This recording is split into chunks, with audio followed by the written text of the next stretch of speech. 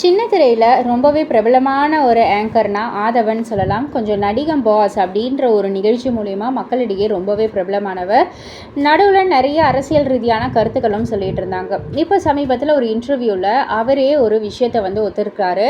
அதாவது நானும் பாண்டியன் ஸ்டோரில் நடிச்சுக்கிட்டு இருக்கிற ஹாசினியும் லிவிங் டுகெதரில் தான் இருக்கும். இதில் எனக்கு சொல்கிறதுல எந்த ஒரு வெக்கமும் கிடையாது, எந்த ஒரு இதுவும் பயமும் கிடையாது. நாங்கள் லிவிங்கில் இருக்கோம், அவ்வளோதான் அப்படின்ற மாதிரி சொல்லியிருந்தாங்க.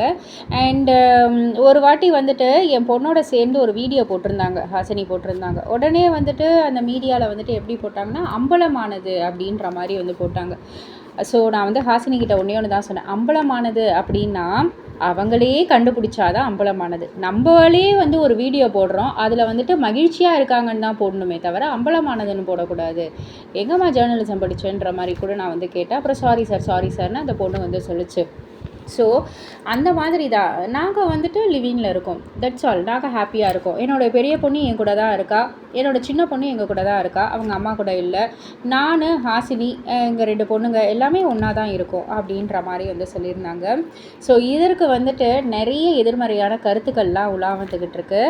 இப்போது ஏற்கனவே இப்போ சொசைட்டியில் நிறைய விஷயங்கள் நடக்குது. இதில் நாங்கள் லிவிங்கில் தான் இருக்கோன்னு ஓப்பனாக சொல்கிறது ஒரு சைடு நிறையா விமர்சனங்கள் வந்தாலும் நிறைய பேர் சொல்கிற ஒரு விஷயம் என்னென்னா, இவர் தானே நம்ம முதலமைச்சர் விஜய் அவர்களை குற்றம் சாடி நிறைய பேசினார், இப்போது இவருக்கு என்ன தகுதி இருக்குன்னு பேசினார் அப்படின்ற மாதிரி நிறைய பேர் கேள்வி கேட்டுக்கிட்டு இருக்காங்க.